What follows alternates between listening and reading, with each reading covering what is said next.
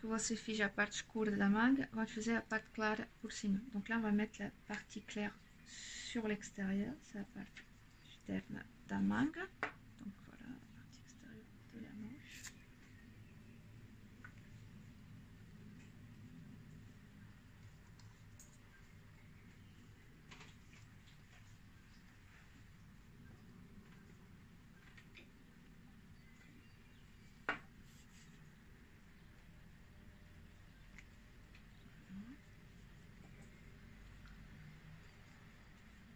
On va faire la même chose sur l'autre côté. Donc, je suis passée à l'autre côté, j'ai fait la même chose. Ici, le bras est plié. Aqui, o braço está dobrado. Então, aqui mesmo, no dobro, vou pôr uma cor escura. Celui-là.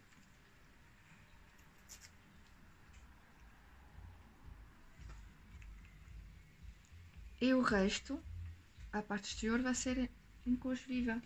A partie extérieure va être en couleur vive.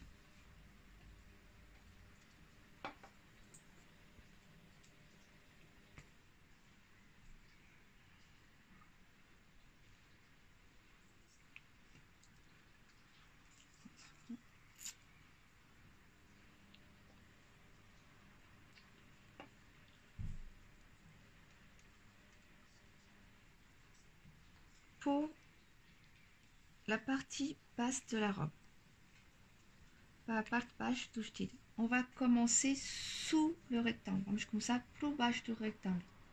Donc, je vais mettre la colle. E posso mudar de cor ou então continuar com os vermelhos. Donc là pour la partie basse, donc vous avez vu j'ai refait, j'ai continué, donc rouge vif au milieu et des plus foncés sur le côté.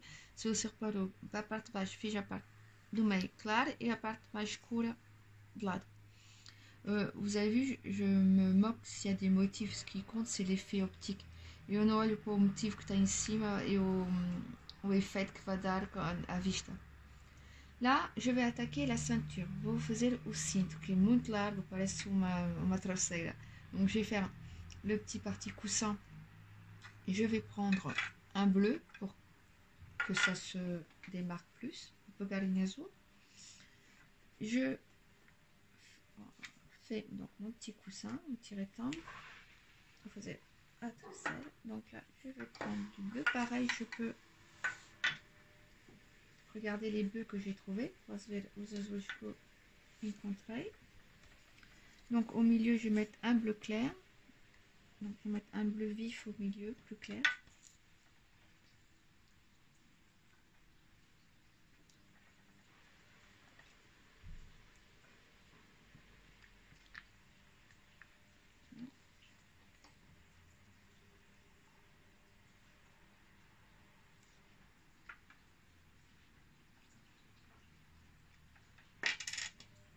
Du foncé plus sur les côtés.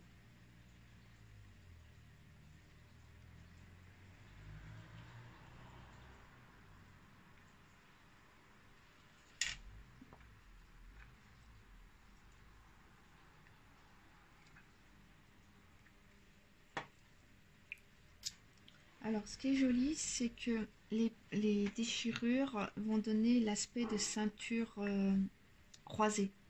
On va voir le drapé. O que é bonito é que a parte rasgada dá esta sensação que o tecido vai se cruzando. Alors là, voilà, je vais terminer. On va acabar esta parte do cinto. Donc je finis cette partie-là de la ceinture.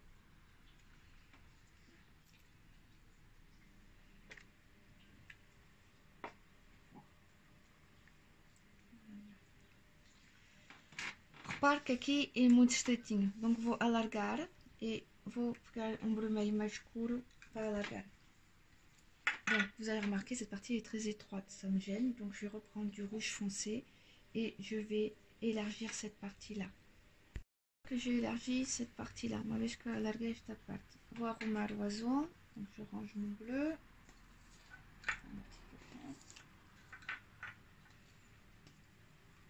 Et je vais attaquer la main. et vou começar a pôr a cor da mão. Donc je reprends la couleur chair, la couleur peint, et je vais prendre une couleur, voilà. Et je colle sur la main.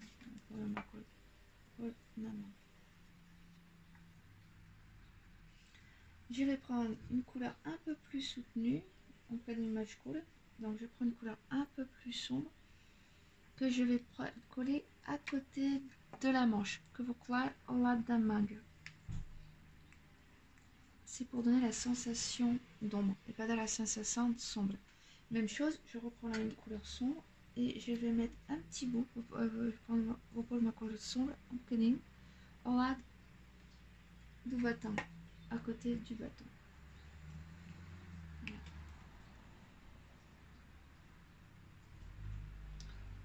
Je vais rajouter de clair, vou acrescentar com claro na parte externa da mão. Et je vais accentuer un peu de clair à la partie extérieure de la main.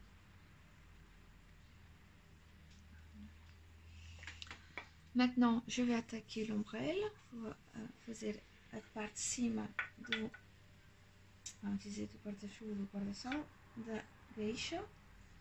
Donc là, j'ai préparé des papiers avec des motifs préparés papage ou bons motifs que eu gostei muito.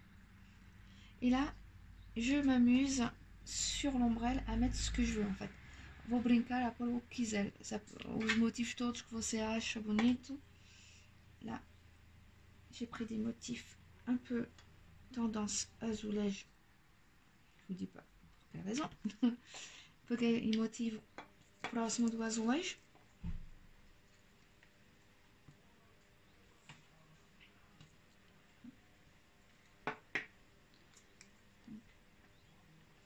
Je continue. Je vais venir sur les cheveux, pour cima do cabelo. Voilà. Un motif. Je vais rester dans les bleus pour ficar no azul.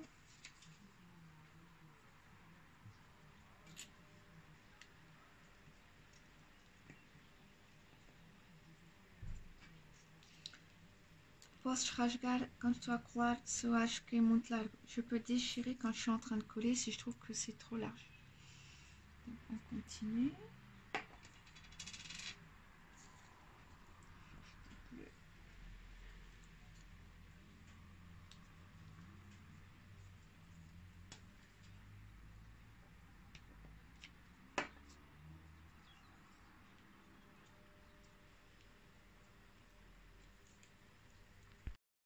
Une fois que l'on a terminé de faire l'ombrelle, on prend un stylo noir. Vamos pegar numa caneta preta. On va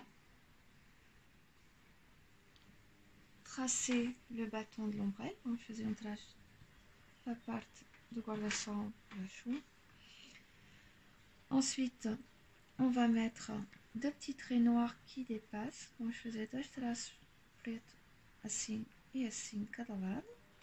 Voilà. Chaque côté.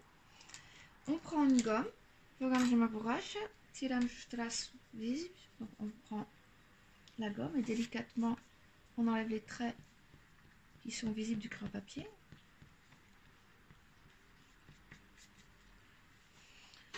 Là,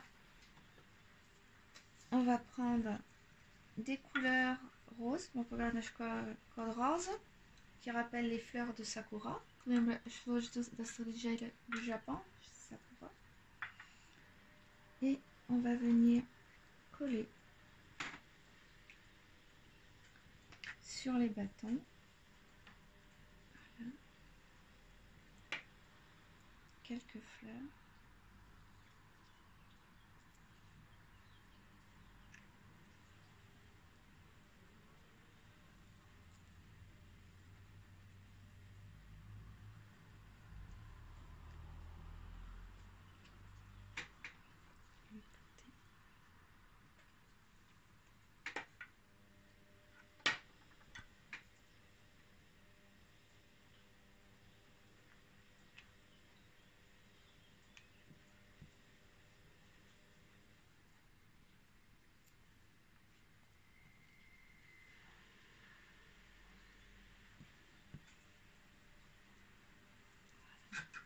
On peut mettre du jaune également, du doré, on peut jouer avec les couleurs. Podemos brincar com as cores.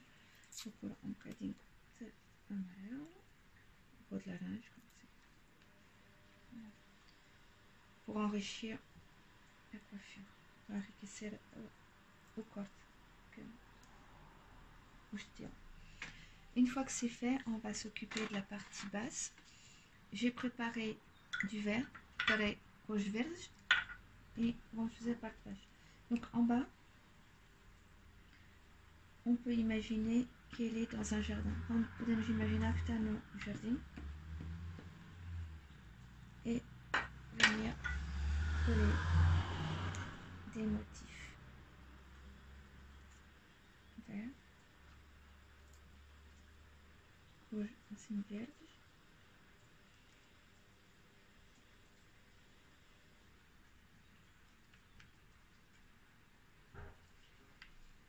Et on peut déchirer à la verticale. Podemos rasgar assim na vertical.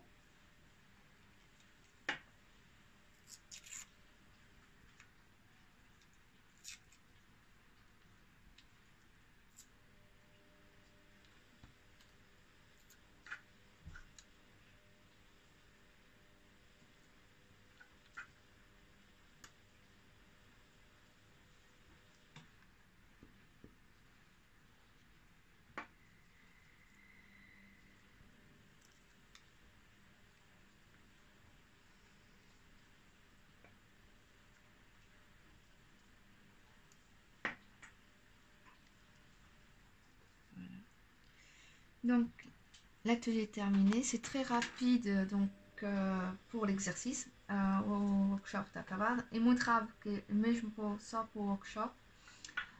Ensuite c'est à vous de finaliser avec plus de détails, faire un décor, toujours avec le collage. Ce n'est qu'une base, donc après vraiment vous pouvez fignoler. Essa é uma base, depois a você de acrescentar com uma paisagem, com árvores, que você pode cortar, fazer uns montes, o que você quiser depois. É mesmo uma base. Voilà, je vous souhaite une bonne journée, restez à la maison, je vous embrasse. Desejo um dia espetacular hoje e fiquem em casa. Beijinho.